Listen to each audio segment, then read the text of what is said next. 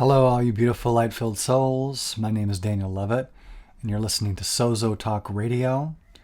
In this episode, I am interviewing Sharon Milliman, who is a three-time near-death experiencer, who, after her second near-death experiencer, she makes contact with her guardian angel, her spirit guide, as I like to say. I like that term, spirit guide. And so we talk about that and some of the interesting details that come up in this. I too have had similar experiences with spirit guides, which I talk about as well. So enjoy this. You can check out her book, Song in the Wind, on Amazon. There are links in the description below this video for that, and for other interviews that I've done with Sharon, and also Matt Cline. A wonderful interview he did. So enjoy.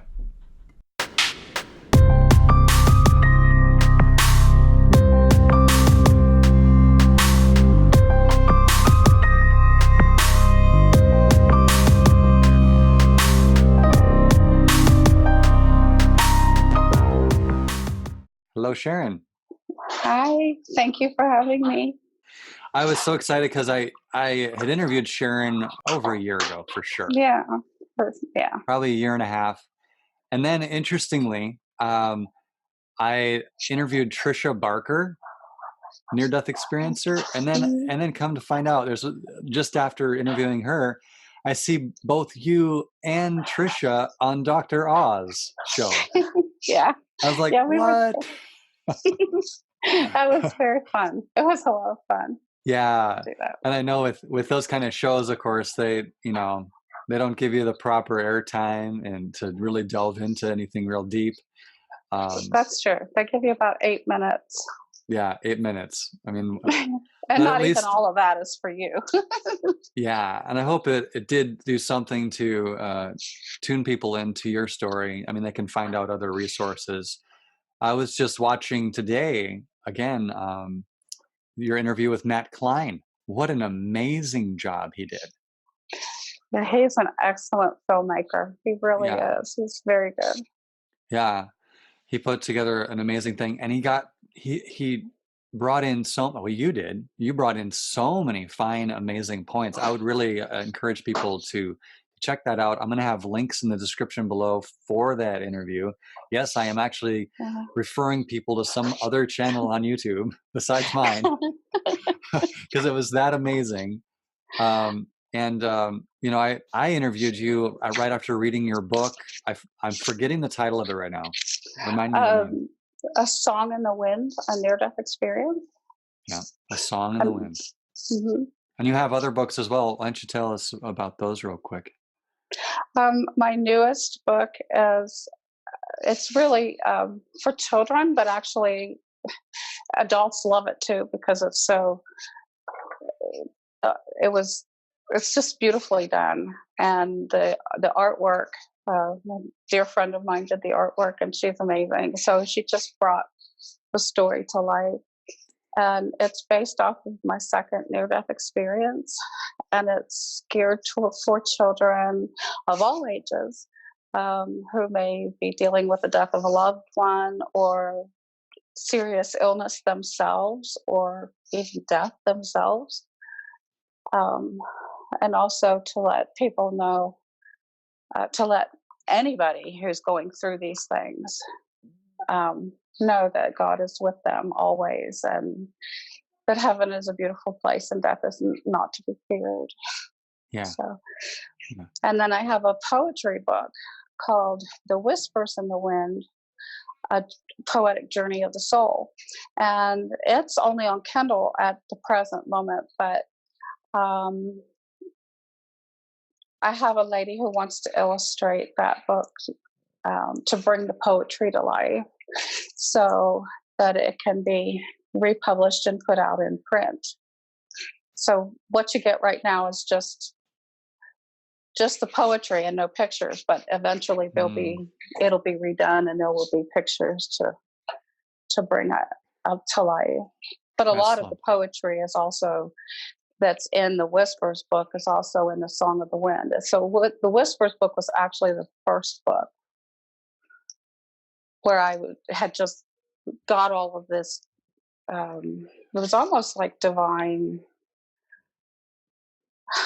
I don't know, already pre-written divinely in my heart and soul from God, and I jotting it down as fast as I can, and just about every poem that is there. And there's also some um, things from other people like Saint Francis of Assisi and Emily Dickinson. There was a few little blurbs in there from them that just touched my soul. But most of the you can get an idea of what's in the poetry book by reading A Song in the Wind, because it all has poetry in it. Yes, I remember that, reading that as well, your poetry in The Song in the Wind, and just how well written it was. I mean, to Thank you. to be honest, at the time, I mean, like, we're all going through a spiritual journey, right?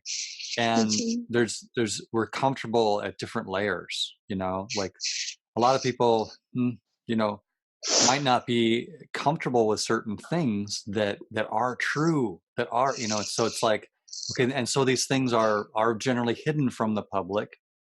But I think the time now is coming where it's like we are coming into an awakening where God's bringing these things to the surface, just the way of reality, the way things really are, the fact that a host of heaven surrounds us, that God is bigger than we thought, Jesus is bigger and more wonderful and expansive than we thought. Oh yeah. These sorts of things. So that's what I'd like to talk about, some of those things, and bring it to light, even the stuff that I was uncomfortable with, and even the stuff that I didn't call attention to from your book. I'd like to touch on those things today because Oh, okay. I am comfortable with them now because I have had experiences with the Lord to where I had a vision. I actually went to heaven myself and I met Jesus face to face. Oh, wonderful. About 6 months ago, and it was just amazing. And he introduced me to the host of heaven and just showed me the way it works. I was like, wow, okay. Now you're like, and when I was reflecting on it, I was like, Sharon Milliman's story makes more sense now to me. Wonderful. Yeah. And especially, and we're going to ruffle some feathers today too, because not everybody's going to be comfortable with some of the stuff we're going to bring up. For instance, what I want to bring up in The Song of the Wind, and I remember reading about this, about spirit guides, and that's kind of just a term for perhaps guardian angel, another way of Right. saying it, right? Mhm. But I'm comfortable with the term spirit guide as well. But like you talked about a Native American spirit guide. Oh, Can you tell me about that, please? he was so beautiful and so amazing, and he taught me so many wonderful things. Um, Even as a small child, I could see spirits and angels and things. But this particular individual, um, his name is Gray Eagle, and he came to me after my second near death experience, but that was actually the second time he came to me. Apparently, and I had written this in my book, that when I was a child, I had seen him a couple of different times, but I didn't know who he was. And he's so solid. He, I didn't know he was a spirit. I thought he was this person. And I remember as a little girl, I saw him a couple of times. One time he was far away, like off in the distance. And he was on his horse and he was watching me. He didn't say anything to me, and I never felt afraid of him or fearful at all. And then the second time as a child, he was like up close to me, and I remember reaching up and touching the horse's ears, and it was and all he did was stand there, and he held the horse so the horse wouldn't move. And you know how horses put their heads down like this, and so the horse was doing that, and I was playing with the horse's ears, and that's what I remembered as a child. But all I felt from this person was love and protectiveness, and Yeah. but I never thought. I mean, to me, he was just a person. just like anybody else. And it wasn't until after my second near-death experience that he actually appeared again. And this time it was actually in my spare bedroom in the old house I used to live in. And at first I thought, okay, who are you? How'd you get in my house? What are you doing in my spare bedroom? You know? um, but I actually had to tell him to speak in English because he was speaking in Lakota. Isn't that And amazing? I couldn't Wow. understand what he was saying. But your spirit does. That's Yes, that's what's brilliant yes. about it. My spirit knew, yes. And I actually told him, I said, if you want this to be a productive conversation, you're really going to have to speak in English. um, so he like in mid sentence, he started speaking in English, and it was kind of broken English at first. And Yeah. it was adorable. It was so adorable. It was like, he's really trying here, so you can try too. And he was just, excuse me, he was just a, a loving mentor, teacher. And he stayed with me for between 5 and 6 years. And Yeah. what was interesting about that whole thing is that I was not the only one who could see him. My granddaughter saw him too. And I had a friend who could paint, who could draw pictures. And towards the end of the 5 to 6 year mark, when he was getting ready to leave, he called God the Great Mystery or the Great Spirit. And he said Beautiful. that he had been asked to do something very important. And this, when God asks you to do something, you don't tell him no. And so he was going to have to go away. And I was devastated, just devastated. Really? No. You're not leaving. But I had a friend who could see spirits too. And I told Gregor, I said, you need to go to this person and let this person draw you, because I'm so afraid that I'll forget what you look like. And I don't ever want to forget, because he was so beautiful. And I didn't tell my friend what his name was. I didn't say anything about anything, just go. And he did. And my friend drew this picture of Grey Eagle and the horse that he rode. Oh, And wow. there's an eagle coming out of the sky. So when I took that, I was so excited when I got the picture because it was so perfect, so dead on. It was so spot on. And I took the picture over to my mom and dad to show them. And my mom had said, "Oh my gosh, I recognize this man." And I said, "Well, how? How could you recognize him?" And she said, "Because he was by my bedside the day you were born." Wow. That's And beautiful.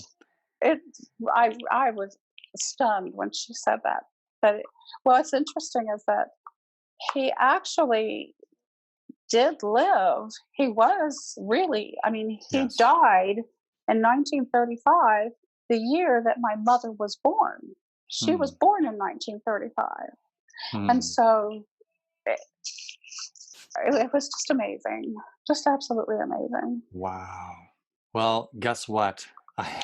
Since you shared yours, I'll share mine. I too, since my awakening experience on May 21st, 2019, where I went to heaven, met Jesus face to face, introduced to the host of heaven, one of my spirit guides is a Lakota as well. Really? Yes. Oh. That's why I have such a connection to your story, Sharon. It's just like, because I've been getting coached by him in particular and others about the way of the tree of life, and it's removed from the tree of knowledge of good and evil, which is the duality, which is where all the judgments and fears and rejections occur, into the tree of life, which is the way of Jesus. It's the way of it supersedes, and it calls people out of the duality, out of the polarities, out of being stuck in karma, really, And so I was getting coached by my Lakota guide along those lines. So It's such an honor, you know. Yeah. They're so full of wisdom and knowledge, and I would always leave tobacco. I would make it. I don't know if this is what you want to do, but I would always, in honor of and thank you to them, I would leave little pouches of tobacco Yeah. and leave it there as a thank you, you know, to honor, give them honor and respect. And it was, I don't know, I know how wonderful it is. I remember it was amazing. It's absolutely amazing. Yes. You know, and it's amazing how wonderfully diverse this whole kingdom and the activities of the kingdom of God are, and how real and just shockingly different than we imagined, you know. Yeah. Just but beautiful and wonderful in ways that just wow.